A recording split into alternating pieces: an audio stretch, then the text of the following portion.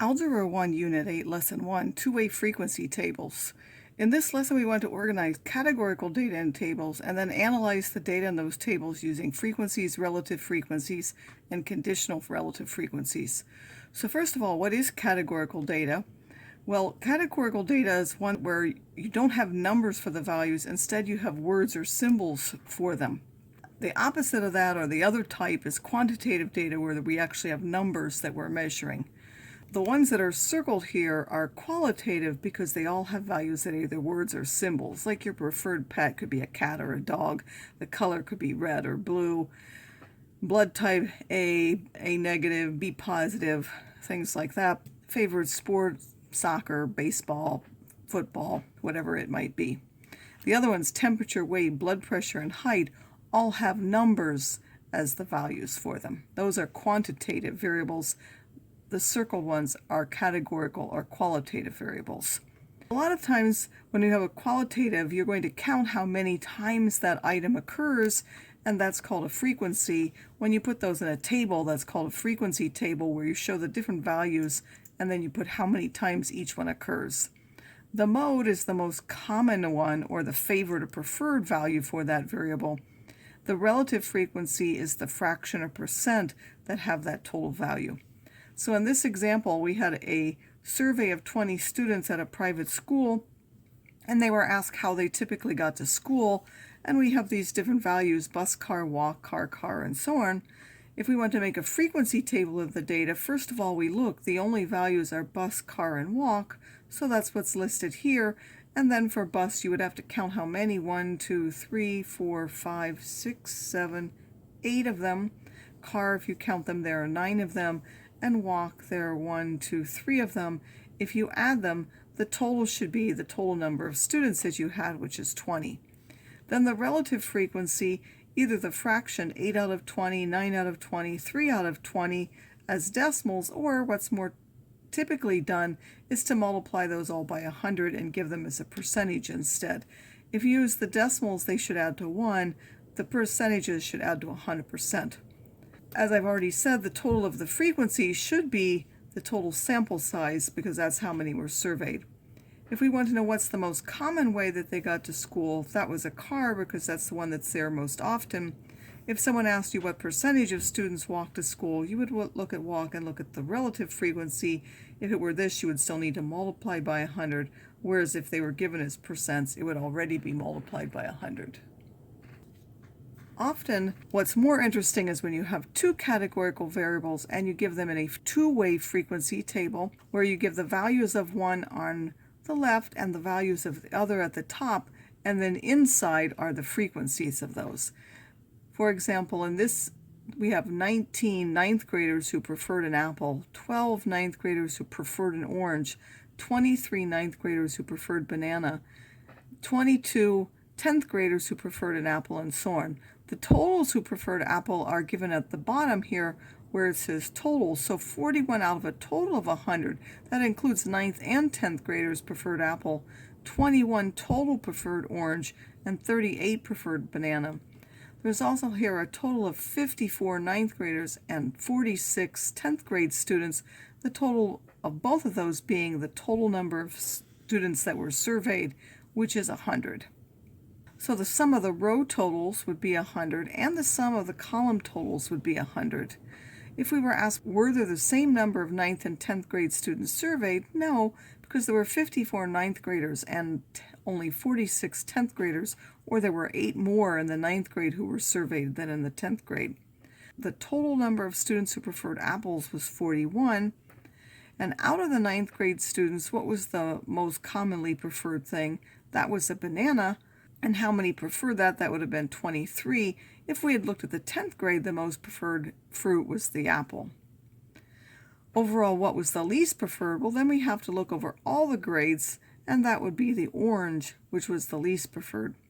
Of the students who preferred oranges, what percentage were in the 9th grade?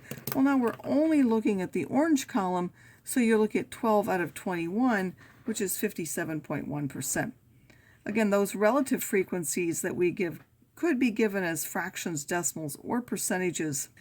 And then when we have two-way frequency tables, sometimes they will give a joint relative frequency table. So instead of this, they will put the percentages, and we can also give marginal frequencies or relative frequencies. Those are on the side. So these are the marginal frequencies.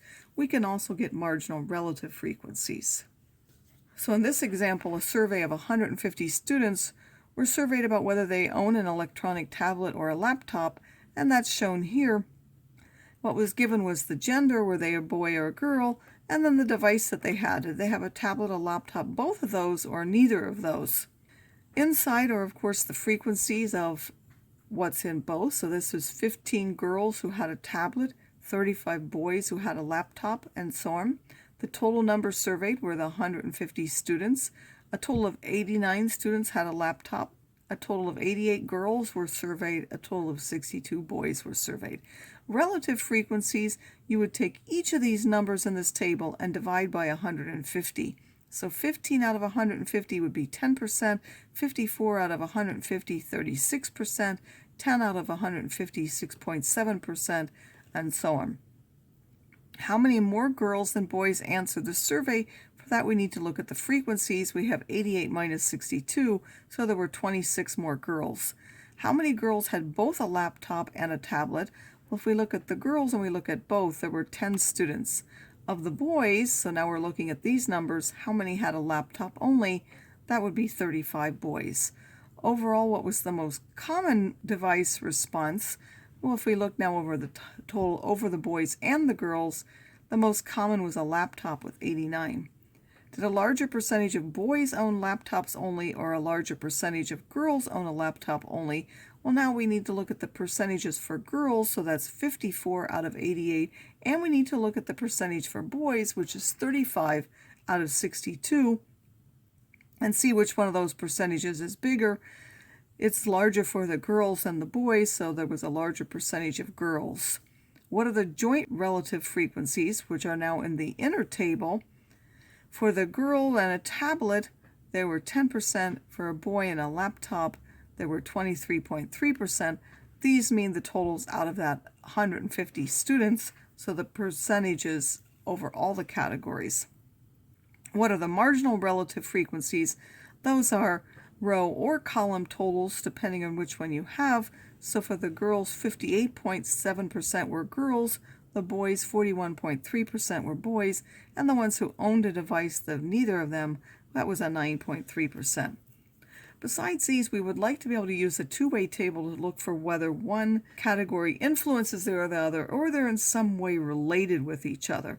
So for that, we'll often look at what are called conditional relative frequencies, where you look at, say, what was the percentage of girls who had a tablet, what is the percentage of boys who had a tablet for each category, and then compare them with the overall totals.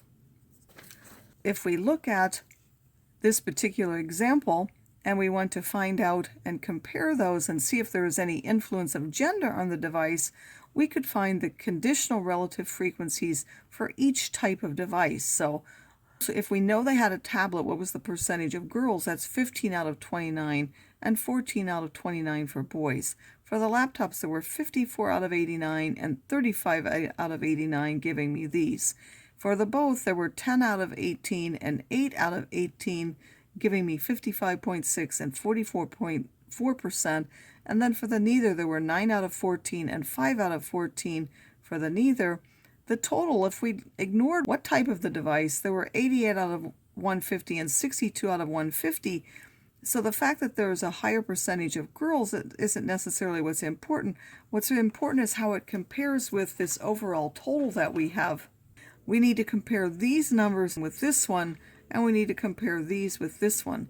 So there does appear to be some influence, not a lot. These numbers are not widely different from this 58.7, and these aren't widely different from this 41.3, but there are some differences. For example, the girls were less likely to own a tablet or both relative to the total, and they were slightly more likely to own a laptop or neither, whereas boys were the opposite.